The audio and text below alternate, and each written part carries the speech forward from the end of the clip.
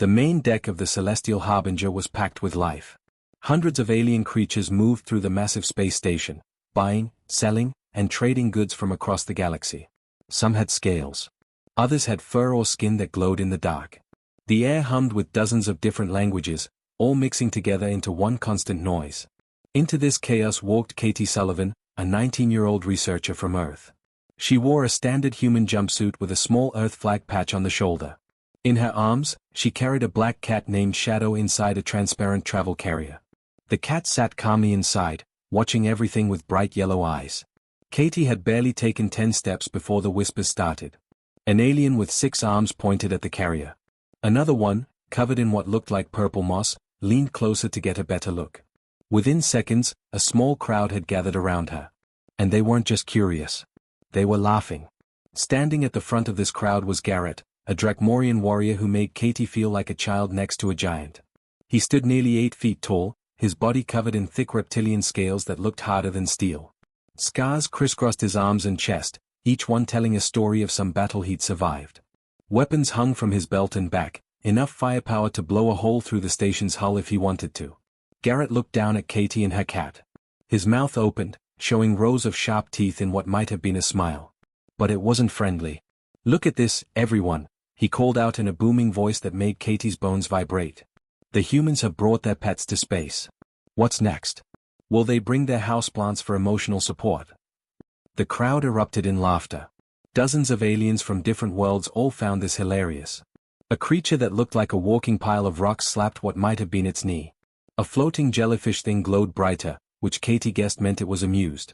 Katie felt her face getting hot.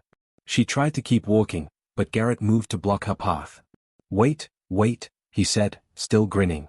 "I want to understand this. You humans are heading out to explore the galaxy, right? Going to meet dangerous species, visit hostile worlds, face unknown threats. And you brought that." He pointed at Shadow with one clawed finger. Another alien pushed forward. This one was called Beck, part of the Krathian species. He looked like someone had crossed a mantis with a suit of armor. His mandibles clicked together as he spoke, creating an echo effect that made him sound like 2 people talking at once. "How much does that creature weigh?" Beck asked, leaning down to examine Shadow more closely. 4 kilograms? Maybe 5? I could swallow it in one bite and still be hungry." More laughter. Katie's jaw tightened, but she forced herself to stay calm. "Shadow is a cat," she explained, trying to keep her voice steady. "His species evolved as hunters on Earth. They're actually descended from apex predators.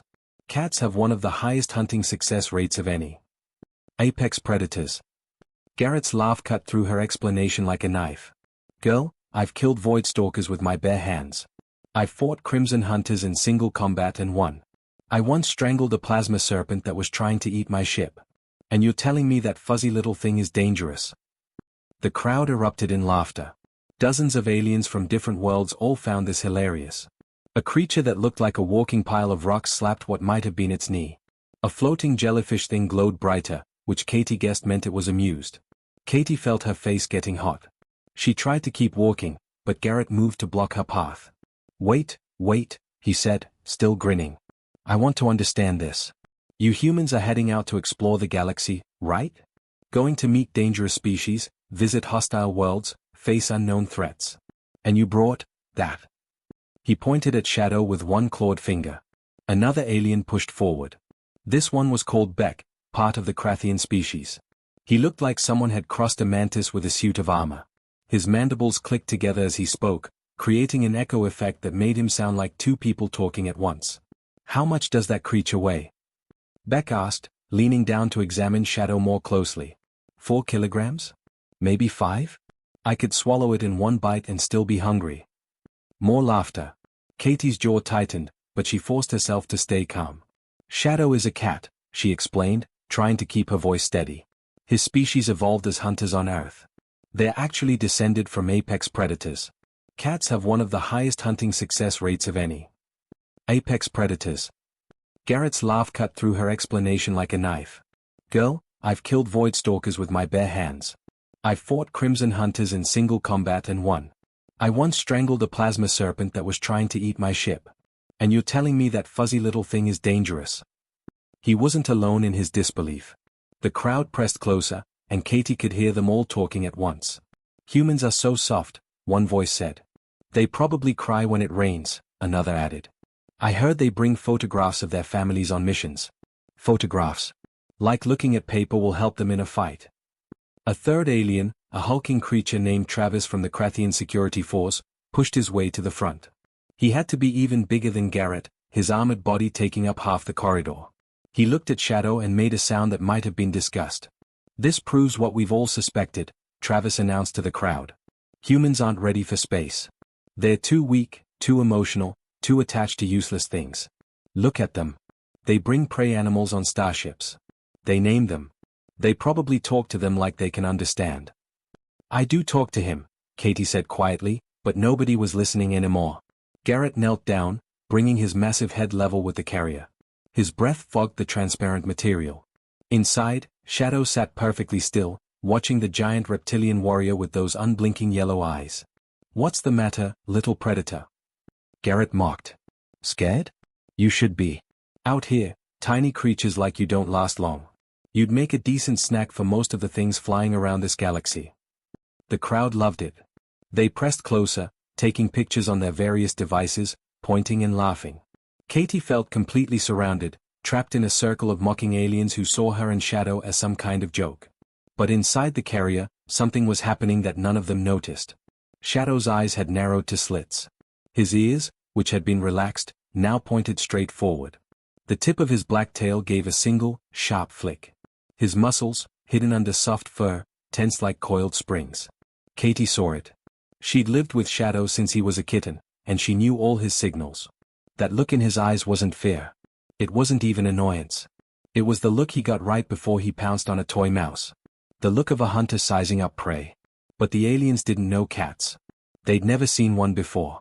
They had no idea what those signs meant. Maybe your little pet can protect you from space dust, another alien called out. Or perhaps it can fight off a mild breeze. Does it do tricks? Beck asked, tapping on the carrier with one sharp claw. Can it roll over? Play dead? Oh wait, something that small probably does play dead whenever anything scary comes near it. Garrett stood back up, looking satisfied with himself. Let this be a lesson to all humans watching, he announced. Space isn't a place for soft creatures and their comfort animals. If you can't survive on your own, stay on your little blue planet where things are safe. Leave the real exploration to species that were actually bred for it.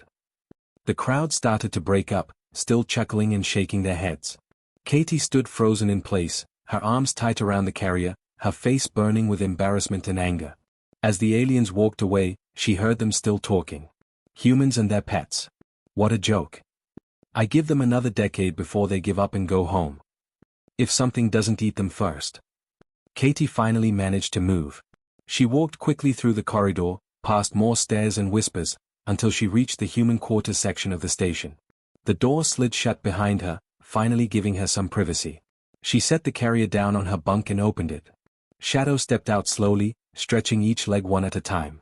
Then he sat down, wrapped his tail around his paws, and looked up at Katie with those knowing yellow eyes.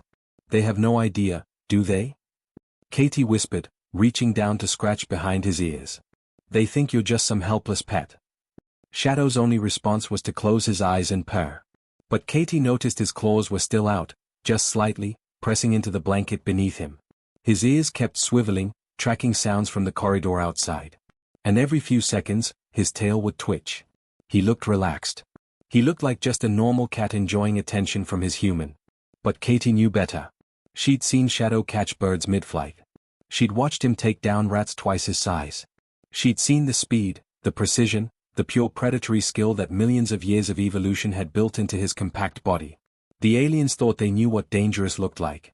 They thought size and strength and weapons were what mattered. They were about to learn a very important lesson about Earth's predators. Sometimes the most dangerous things come in small, quiet packages. 3 days crawled by aboard the Celestial Harbinger, and they were 3 of the longest days of Katie Sullivan's life. Every time she stepped into the corridors, aliens would nudge each other and point. Some would make meowing sounds as she passed. Others would laugh and make comments about humans being too soft for space travel. Katie tried to focus on her work. She was there to study alien plant life, to document how different species had evolved on worlds with different gravity and atmospheric conditions. The research was fascinating, and under normal circumstances, she would have been completely absorbed in it. But it was hard to concentrate when every trip to the lab meant running a gauntlet of mockery. Still, the ridicule wasn't what worried her most. It was Shadow. The cat had changed in ways that made Katie's skin prickle with unease. Back on Earth, Shadow had been a normal cat. He slept 16 hours a day, played with string toys, knocked things off tables for no reason, and demanded food at exactly 6 in the morning. He was predictable, comfortable, safe. But ever since they'd arrived at the station, something was different. Shadow spent hours perched on the small ledge beneath the viewport in their quarters. He would sit there completely motionless, staring out into the endless black of space.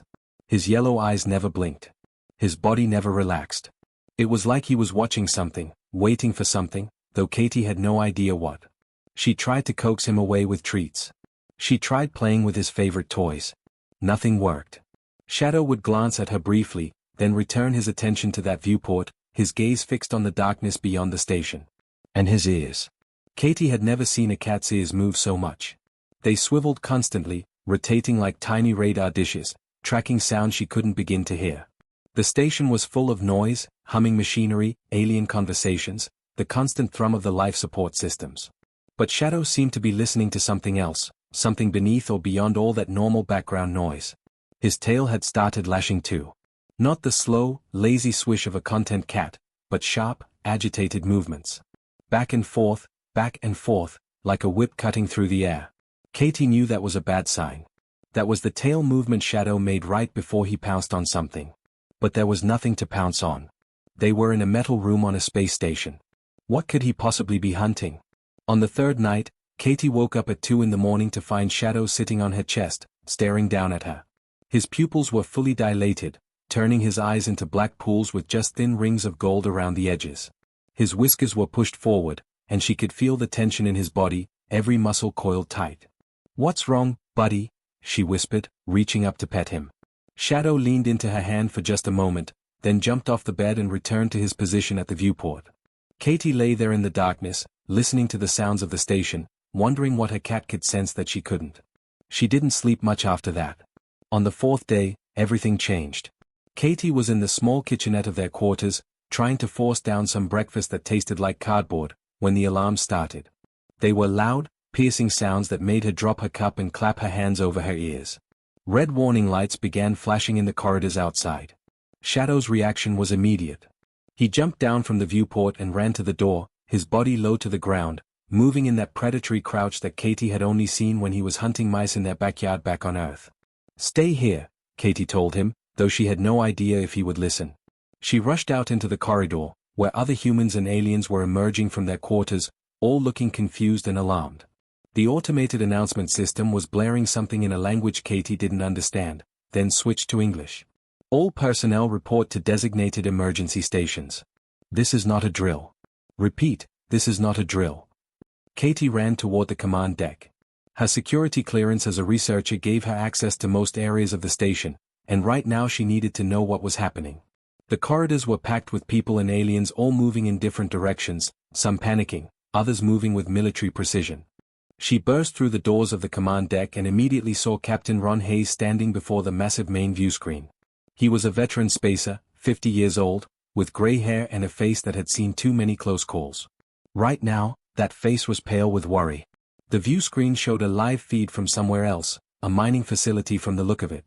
The image was shaky, and Katie could hear screaming in the background. "What's happening?" Katie asked, pushing through the crowd of officers and researchers who had gathered. Hayes glanced at her briefly. Titan Mining Colony sent a distress call 20 minutes ago. They had a containment breach in their xenobiology research lab. Katie's stomach dropped. Xenobiology labs studied alien life forms, often dangerous ones. A containment breach meant something had gotten loose. "What escaped?" she asked, though part of her didn't want to know the answer. Hayes pulled up another screen. What appeared there made Katie's blood turn to ice. The creature on the screen stood at least 12 feet tall, even when it was hunched over. Its body was covered in scales that looked like they were made of black glass, each one reflecting the emergency lights in the facility. The scales overlapped in a way that suggested they were harder than steel, natural armor that had evolved over millions of years on whatever nightmare world had spawned this thing. Its head was almost serpentine, with a jaw that could open wide enough to swallow a human whole. Rows of teeth, each one as long as Katie's forearm, gleamed white against the darkness of its mouth. Its eyes glowed with a sickly yellow light, and they held an intelligence that was somehow worse than if it had been a mindless beast. The creature's limbs ended in claws that looked more like swords. As Katie watched, it casually swiped at a metal door in the facility, and those claws carved through the reinforced steel like it was butter. "That's a void render," Hayes said quietly. "From Quarantine World 7. It's classified as one of the most dangerous predators in known space. The mining colony was studying it, trying to understand its biology. Somehow it got out." "How many people are at that colony?" Katie asked. 243. Hayes paused. 226 now. 17 are confirmed dead. The creature killed them in the first 5 minutes after the breach. The command deck had gone silent. Everyone was watching the screen as the void render moved through the facility, hunting. It wasn't rampaging mindlessly. It was methodical, intelligent, checking rooms and corridors with the patience of something that knew its prey couldn't escape. "We're sending a combat team," Hayes continued. "The Drakmorians have volunteered. They're gearing up now." As if on cue, the doors to the command deck opened and Garrett strode in, followed by his squad of warriors. They were all armed to the teeth now, carrying weapons that hummed with barely contained energy. Plasma rifles, shock batons, grenades that could probably take out a building. Garrett saw Katie and grinned, though there was no humor in it. "Don't worry, human. We'll handle this real threat while you and your cat stay safe here." His warriors laughed, but it was nervous laughter. They'd all seen the footage. They all knew what they were about to face. "Commander Garrett," Hayes said formally. "Your mission is to evacuate any survivors and neutralize the void render. We're uploading all available data on the creature to your tactical systems now." "Understood, Captain." Garrett turned to his squad. "Load up. We leave in 5 minutes." As the Drakmorian warriors filed out, Katie felt a strange sensation, like someone was watching her.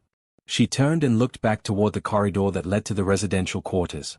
Shadow was there. He'd somehow gotten out of their quarters and followed her. He sat in the middle of the corridor, perfectly still, his yellow eyes locked not on Katie, but on the view screen. On the void render. His ears were flat against his head. His tail had stopped moving entirely. And his body was coiled so tight that Katie could see individual muscles standing out beneath his black fur. She'd seen that posture before, but only once. It was 2 years ago, when a coyote had wandered into their backyard. Shadow had been inside, looking out through the window, and he'd taken that exact same stance. The stance of a predator that had identified a threat. A threat that needed to be eliminated. "Shadow," Katie called softly. "Come here, boy." But Shadow didn't move. He just sat there, watching the screen, watching the void render tear through another door at the mining colony. And Katie realized with a chill that ran down her spine that her cat wasn't afraid. He was calculating. The Drakmorian combat shuttle cut through space like a bullet, covering the distance to Titan mining colony in just under 40 minutes. Inside, Garrett and his squad of 12 warriors sat in silence, checking their weapons one final time. These weren't rookies. Every single one of them had seen combat. They'd fought pirates, dealt with hostile wildlife on a dozen different worlds, and put down riots that would have terrified lesser species. But the footage they'd seen of the void render had shaken them in ways none of them wanted to admit. The shuttle's landing gear hit the colony's docking bay with a heavy thud. Before the ramp even finished lowering, Garrett was on his feet, his plasma rifle charged and ready. His warriors fell into formation behind him, moving with the practiced efficiency of soldiers who'd trained together for years. The docking bay was empty. Too empty. It should have been full of workers, cargo loaders, the usual chaos of a mining operation. Instead, there was nothing but silence and the flicker of damaged lights overhead. "Spread out," Garrett ordered, his voice barely above a whisper. "Standard search formation. Watch your corners. This thing is smart." The squad moved into the colony proper, and the scene that greeted them was something out of a nightmare. The corridors were painted with blood, dozens of different colors mixing together because the colony employed workers from across the galaxy. Some of it was red like human blood. Some was blue, green, even purple. It was smeared on the walls, pooled on the floor, dripping from the ceiling. And the claw marks. They were everywhere. Long, deep gouges in the reinforced steel walls, some of them cutting so deep that Garrett could see the wiring and pipes beneath. This wasn't damage from weapons or tools. This was raw, brutal strength, the kind that could tear a person in half without slowing down. Stay sharp, Garrett muttered into his comm unit. This thing could be anywhere. They moved deeper into the colony, past bodies that had been torn apart so badly they were barely recognizable. Past doors that had been ripped off their hinges. Past entire sections of wall that looked like something had simply punched through them like cardboard. One of Garrett's warriors, a younger Drakmorian named Kyle, stopped beside a body. "Sir, this one's fresh. Killed maybe 10 minutes ago." Garrett knelt down, examining the corpse. The poor soul had been running, trying to escape. Hadn't made it 3 steps before the void render caught them. "It's close," he said. "Everyone, weapons hot. Eyes everywhere." They continued forward, entering what looked like a main processing center. It was a massive room, maybe 200 feet across, filled with industrial machinery used for refining whatever minerals the colony dug up. Conveyor belts, massive crushers, sorting equipment, all of it shut down now, creating strange shadows in the flickering emergency lighting. The squad spread out, taking cover behind machinery, creating overlapping fields of fire. If the void render came at them here, they'd hit it from multiple angles. For a moment, there was nothing but silence. Just the sound of their own breathing and the distant hum of the colony's life support systems still struggling to function. Then they heard it. A screech that made every warrior's scales stand on end. It was like someone had taken metal scraping against metal, mixed it with the sound of an animal dying in agony, and amplified it until it could shatter glass. The sound came from everywhere and nowhere at once, echoing off the walls and machinery until Garrett couldn't tell which direction it originated from. "Contact!" Kyle shouted from the left flank. The void render came through the wall like the wall wasn't even there. 12 feet of pure, concentrated nightmare, its obsidian black scales catching the emergency lights and throwing them back in razor-sharp reflections. Its eyes burned with that sickly yellow glow, and Garrett saw intelligence in them, cruel and calculating. This thing wasn't just a monster. It was a hunter that enjoyed the hunt. "Fire! Fire! Fire!" Garrett roared. 12 plasma rifles opened up at once, filling the processing center with light and thunder. Bolts of superheated energy slammed into the void render's chest, each one carrying enough power to punch through tank armor. The creature stumbled backward, screeching in pain or rage, Garrett couldn't tell which. For a moment, he thought they had it. For a moment, he thought their superior firepower would be enough. Then the void render shook itself like a dog shaking off water and kept coming. "Impossible," Kyle breathed beside him. But it wasn't impossible. It was happening right in front of them. The void render's scales were ablative, designed by millions of years of evolution to disperse energy attacks. The plasma bolts were hurting it, they could see scorch marks on its hide, but they weren't penetrating deep enough to do real damage. The creature crashed into their formation like a freight train hitting a wall of paper. Its claws flashed in the emergency lighting, and 2 of Garrett's warriors went down in the first 3 seconds, their armor shredded like tissue paper, their screams cut short. "Fall back! Fall back!" Garrett ordered, firing continuously as he retreated. The squad broke formation, scrambling for cover as the void render pursued. It moved faster than something that size should be able to move, its powerful legs launching it across the processing center in bounds that covered 20 feet at a time. A warrior named Todd tried to make a stand behind one of the crushers, firing his rifle until it overheated. The void render barely slowed. It reached the crusher, grabbed the multi-ton piece of machinery with both clawed hands, and simply threw it aside. Todd didn't even have time to scream. "Through the maintenance corridor!" Garrett shouted, pointing to a narrow passage that the void render's bulk might not fit through. The remaining warriors ran, abandoning all formation, all tactics, just trying to survive. Behind them, the void render's screeching laughter echoed through the complex. It was playing with them now, herding them like prey animals. They burst through a doorway into another section of the colony, and Garrett quickly took stock. 9 warriors left out of 12. 3 dead in less than 5 minutes. At this rate, none of them were getting off this rock alive. "Defensive positions," he ordered, though his voice had lost some of its earlier confidence. "We make our stand here." They were in what looked like a supply depot, with crates and containers stacked high, creating a maze of cover and concealment. It wasn't ideal, but it was better than being caught in the open. The warriors spread out, finding positions that gave them good firing lanes. Garrett checked his rifle's charge. 70%. Maybe enough for another few minutes of sustained fire. "How are we looking on ammunition?" he asked over the comm. The responses came back, and none of them were good. Everyone was running low. They'd expended more firepower in those first few minutes than most combat operations used in hours, and they had almost nothing to show for it except dead friends. "We can't kill it," Kyle said quietly. "Our weapons aren't enough." Garrett wanted to argue, wanted to tell his warriors that they were Drakmorians, bred and trained for exactly this kind of fight. But the words stuck in his throat because he knew Kyle was right. They'd hit that thing with enough plasma to level a building, and all they'd managed to do was make it angry. A sound echoed through the depot. Footsteps. Heavy, deliberate, taking their time. The Void Render wasn't rushing anymore. It knew they were trapped. It could take as long as it wanted. Meanwhile, back aboard the Celestial Harbinger, Katie Sullivan stood in front of her quarters, staring at the door. She'd returned from the command deck to find it slightly ajar, which was impossible because she distinctly remembered locking it. She pushed it open slowly. Shadow was gone. The viewport where he'd spent so many hours was empty. His food bowl was untouched. The small bed she'd set up for him in the corner sat vacant. "Shadow?" she called, though she knew he wouldn't answer. Katie ran back into the corridor, looking left and right. A maintenance worker was passing by, a human named Dave who worked in environmental systems. "Dave, did you see a black cat come through here?" "A cat?" Dave looked confused. "Yeah, actually. Maybe 10 minutes ago. Headed toward the shuttle bay. I thought it was weird, but I figured maybe you were taking him for a walk or something." Katie's heart started pounding. The shuttle bay. The same shuttle bay where the Drakmorian combat shuttle had launched from. She ran.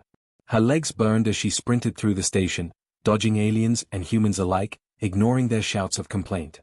She burst into the shuttle bay to find a supply shuttle being loaded with medical equipment and ammunition, preparing to launch as reinforcements for Garrett's squad. And there, sitting calmly next to a stack of cargo crates, was Shadow. "Shadow." Katie rushed over, reaching for him. But the cat dodged her hands, slipping away with that liquid grace that cats possessed.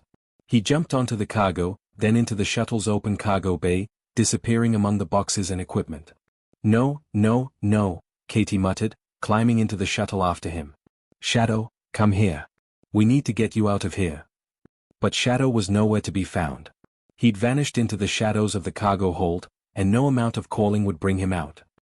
"We're launching in 2 minutes," a loadmaster called from outside. "You need to disembark."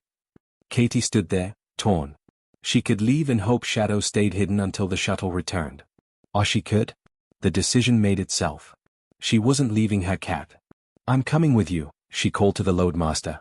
"I'm a xenobiology researcher. I might be able to help with the Void Render."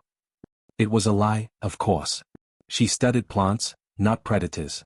But the loadmaster didn't know that, and they were in too much of a hurry to check her credentials. The shuttle's ramp closed. The engines roared to life. And somewhere in the darkness of the cargo hold, Shadow's yellow eyes gleamed as he settled in for the ride, his body coiled and ready, every instinct screaming that the hunt was about to begin. Garrett's situation at the mining colony had gone from bad to catastrophic in the span of 30 minutes. What started as a squad of 12 elite Drakmorian warriors had been whittled down to just 4. The supply depot where they'd made their stand was now a graveyard, filled with the bodies of comrades who'd fought beside him for years. The Void Render had proven to be far more than just a mindless killing machine. It was intelligent, terrifyingly so. After that first brutal assault, the creature had changed its tactics entirely. It stopped charging in recklessly and started hunting them with methodical precision. It had learned their weapons' effective range. Garrett watched in growing horror as the Void Render deliberately stayed just outside the distance where their plasma rifles could do serious damage. It would dart in, take a few shots that barely scorched its scales, then retreat before they could concentrate their fire. Worse, it was using the environment against them. The supply depot was full of cargo containers, industrial equipment, and structural supports. The Void Render moved through this maze with practiced ease, using cover better than most trained soldiers Garrett had ever seen.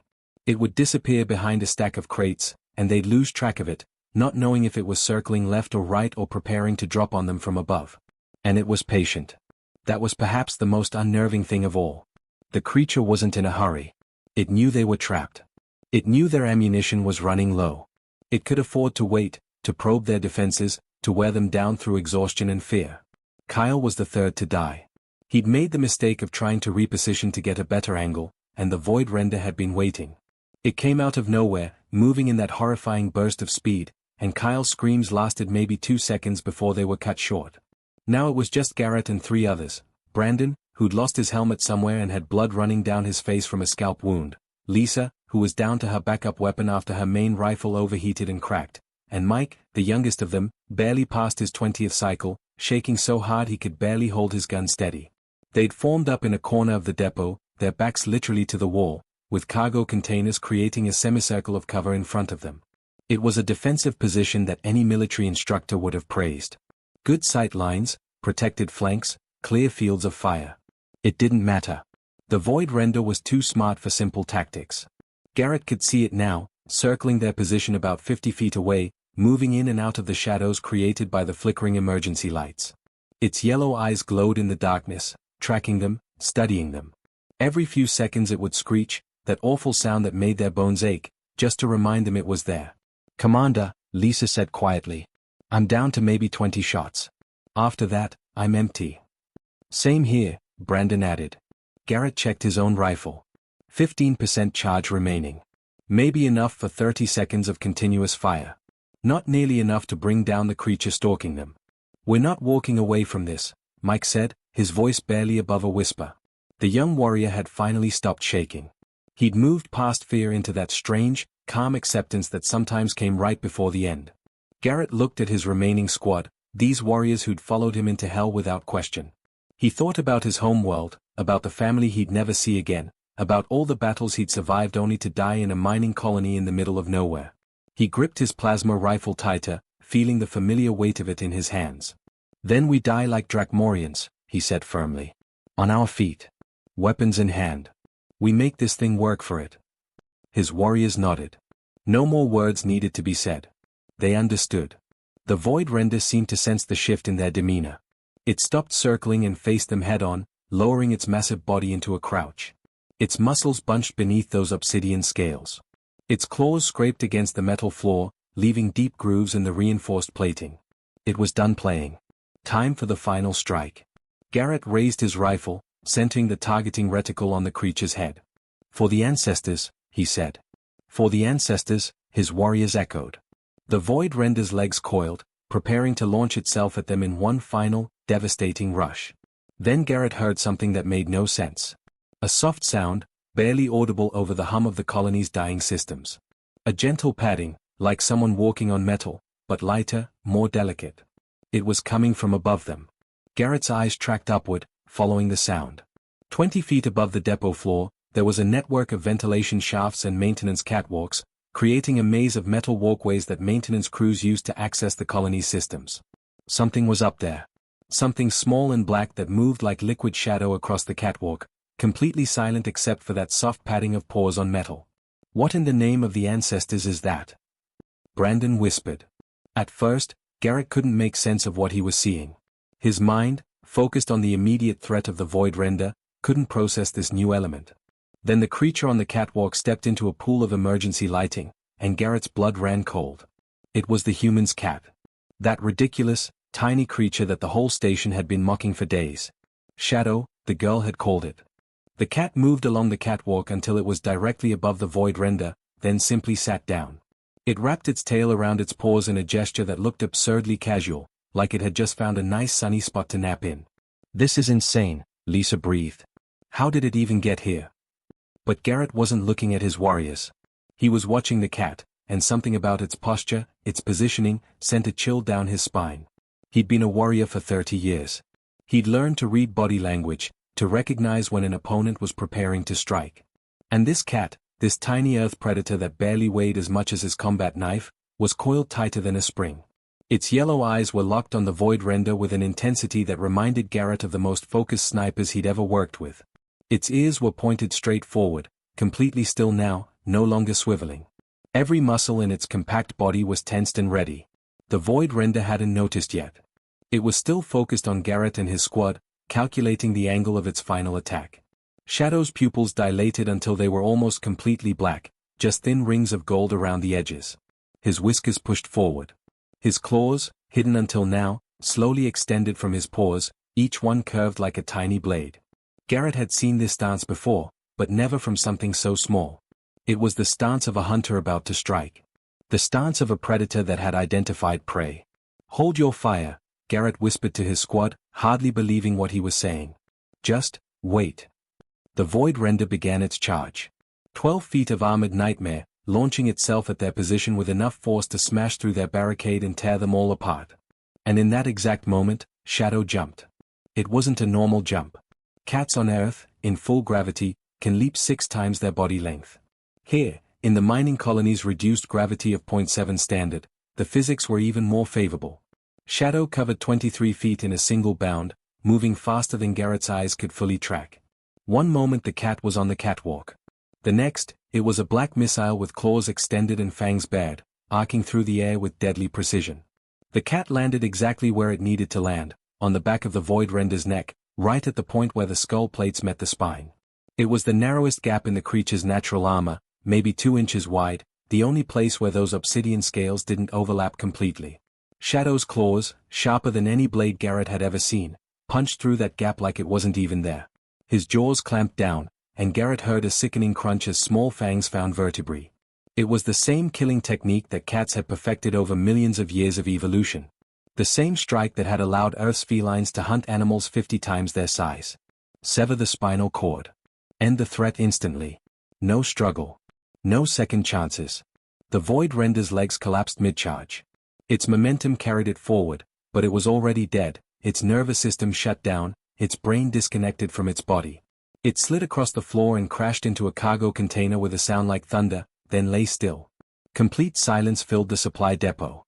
Shadow released his grip on the Void Render's neck and sat calmly on the dead creature's back.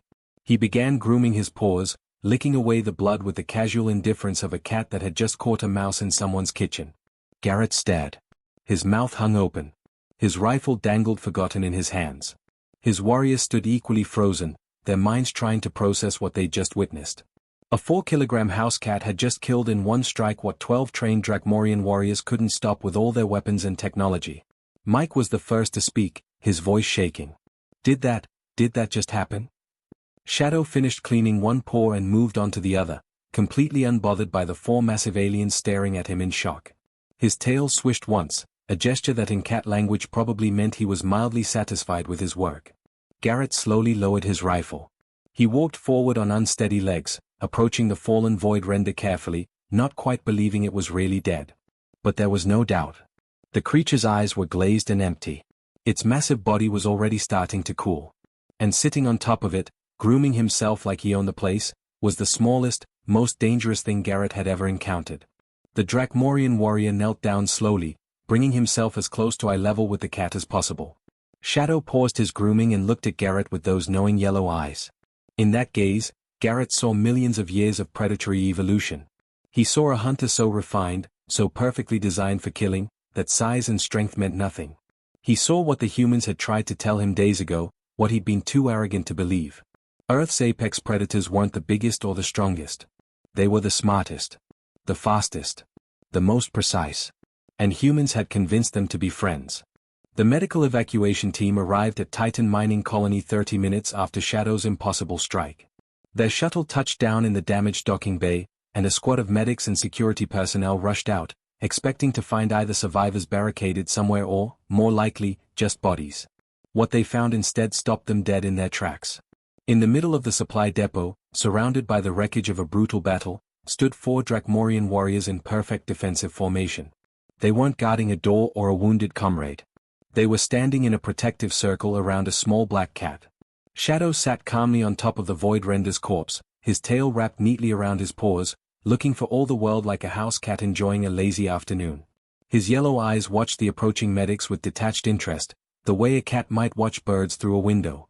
Dr. Janet Miller, the lead medic and a human from the Celestial Harbinger's medical bay, approached with her scanner raised. She'd seen the distress calls, knew what kind of creature had been loose in this facility, and couldn't quite process what she was looking at. Before she got within 10 feet, Garrett physically stepped between her and Shadow, his massive form blocking her path completely. "Commander, I need to scan for survivors and assess," Janet began. "You will show respect," Garrett said quietly, his voice carrying a weight that made everyone stop moving. "This warrior saved our lives." Janet blinked, confused. "Warrior? Commander, that's a cat. That's Katie Sullivan's pet from the station." "That," Garrett said, pointing at Shadow without taking his eyes off the medics, "is a soldier who accomplished what 12 of my best warriors could not. That is a predator who killed a void render in a single strike. You will treat him with the honor he deserves. The other Drakmorian warriors moved closer to Shadow, their protective stance unmistakable. These were the same aliens who'd mocked Katie just days ago, who'd laughed at the idea of humans bringing pets into space. Now they stood guard over that same pet like he was visiting royalty. Janet slowly lowered her scanner, beginning to understand. She looked past Garrett at the dead void render, then at the precise kill wound at the base of its skull. Her medical training kicked in, and she recognized immediately what she was seeing. A surgical strike. Perfect placement. Instant death. The cat did that, she whispered. His name is Shadow, Garrett corrected firmly. And yes. While we were out of ammunition, while we were preparing for our final stand, he dropped from the ventilation shaft above and ended the threat in less than a second. One of the other medics, a Krathian named Derek who'd been among those mocking Katie earlier, approached hesitantly. But how? It's so small. The void render weighs, what, 800 kilograms? How could something that tiny? Size doesn't matter, Garrett interrupted. Speed matters. Precision matters. Millions of years of evolutionary refinement matter. We've been arrogant fools, thinking that bigger and stronger always wins. From the shuttle bay entrance, Katie came running in, having finally tracked Shadow's location.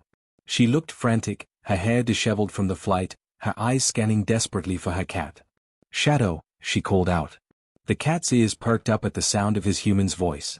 He jumped down from the void render's corpse with casual grace and trotted over to Katie, who scooped him up immediately. Are you okay? Are you hurt?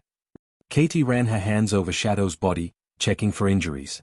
The cat tolerated this examination with patience, purring softly. Garrett approached Katie slowly, and she looked up to see something in his reptilian features she never expected to witness: humility. The massive warrior who'd mocked her days ago now stood before her with his head slightly bowed. Then he did something that made every human in the room gasp. He delivered a full Drakmorian salute, fist over heart, head bowed, holding the position for a full 5 seconds. It was the highest honor his warrior culture could bestow, reserved only for those who displayed extraordinary courage in battle. I came to apologize, Garrett said simply. To both of you. I judged your species by our standards. I measured danger by size and strength. I was wrong. Catastrophically wrong. Katie stood there, Shadow still in her arms, not quite knowing how to respond. The other Drakmorian warriors followed Garrett's lead, each delivering their own formal salutes. Apology accepted, Commander, Katie said quietly. But the story didn't end there. Within an hour, the mining colony's security system uploaded its footage to the central network for the incident report. Someone on the investigation team saw the clip of Shadow's impossible leap and posted it publicly, thinking colleagues might find it interesting. They had no idea what they just unleashed. Within 6 hours, the video had been viewed 8 billion times across the galactic network. Every species with access to the network was watching it. Playing it in slow motion. Analyzing the physics. Calculating the speed and precision required for that strike. The footage showed everything in crystal clarity. Shadow sitting calmly on the catwalk. The void render charging the Drakmorian position. Then that explosive leap, covering impossible distance, landing with perfect accuracy, executing a kill that professional soldiers across the galaxy trained for years to accomplish.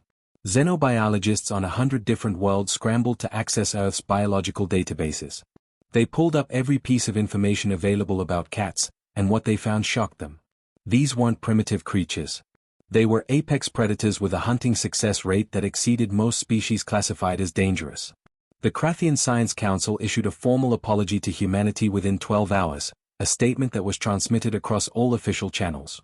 It acknowledged their dismissive treatment of human companion species and requested permission to send a delegation to Earth to study domesticated predators. The Viridian government, known for their telepathic abilities and advanced understanding of neural networks, released a research paper analyzing Shadow's attack. They concluded that the cat's reaction time was faster than their best combat pilots. Its spatial awareness exceeded their targeting computers. And its instinctive understanding of anatomy was on par with their most skilled surgeons. 3 different military organizations sent inquiries to Earth's government, asking about purchasing trained combat felines. The response from Earth was immediate, unified, and non-negotiable: absolutely not. Cats weren't weapons to be sold. They were companions who'd chosen to live alongside humans. But it was the Galactic Council's response that truly changed everything. 1 week after Shadow's strike, They held an emergency session and passed the Midnight Protocol, named after Katie's cat even though they'd gotten the name slightly wrong. The new law was simple but comprehensive. All Terran companion species were to be afforded full diplomatic courtesy. They were granted unrestricted travel rights across all member worlds. Any species found harming, threatening, or even disrespecting a human's companion animal would face severe economic sanctions and possible expulsion from the Council. It was unprecedented. Never before had the Council passed legislation protecting what they'd previously classified as pets or livestock. But the footage had made one thing abundantly clear: humans traveled with creatures that chose loyalty over their predatory instincts. Creatures that could, if provoked, become incredibly dangerous. Back on the Celestial Harbinger, Katie found herself suddenly famous. Aliens who'd mocked her days ago now stepped aside respectfully when she walked past. Some even bowed slightly, a gesture of recognition she found deeply uncomfortable. She was in the observation deck 2 weeks after the incident when Garrett found her again. Shadow was curled in her lap, sleeping peacefully, looking nothing like the lethal hunter who'd killed a void render. "May I join you?" Garrett asked, his tone completely different from their first meeting. Katie nodded, and the massive Drakmorian sat down carefully on a nearby bench, moving slowly as if afraid to startle the cat. "I've been thinking about what you tried to tell me that first day," Garrett said. "About cats being descended from apex predators. About their hunting success rates. I dismissed it all as human sentimentality." "Most people do," Katie replied softly. "But it's not sentiment, is it? You humans actually understand something that the rest of us missed.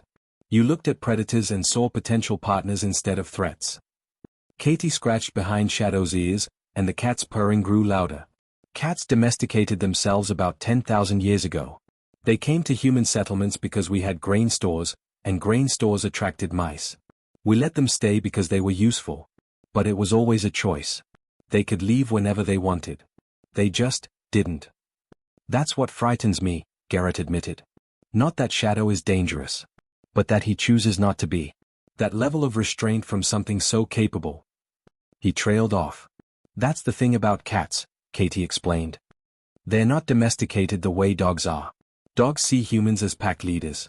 Cats see us as, well, as equals, maybe. Or as very large, clumsy cats who need taking care of. They hunt because they want to, not because we tell them to. They show affection because they choose to. Shadow didn't save your life because I ordered him to. He did it because he decided that creature was a threat." Garrett was quiet for a long moment, watching Shadow sleep. "Your species walked among apex predators for thousands of years. Learned their patterns. Earned their trust. And then brought them to the stars. Not as weapons. Not as tools. As friends. That's humanity in a nutshell," Katie said with a slight smile. "We looked at wolves and thought good dog. We looked at cats and thought nice kitty. We looked at horses and thought let's ride those.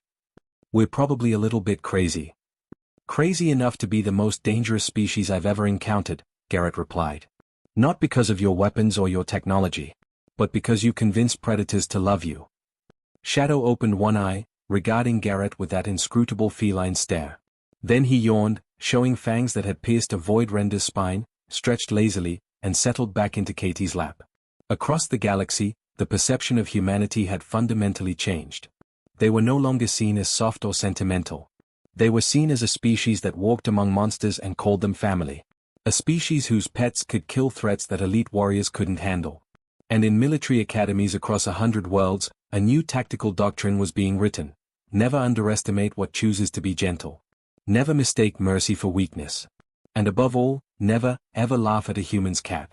Because that cat might just be the most dangerous thing in the room, patiently waiting for a reason to remind everyone what millions of years of evolution had created.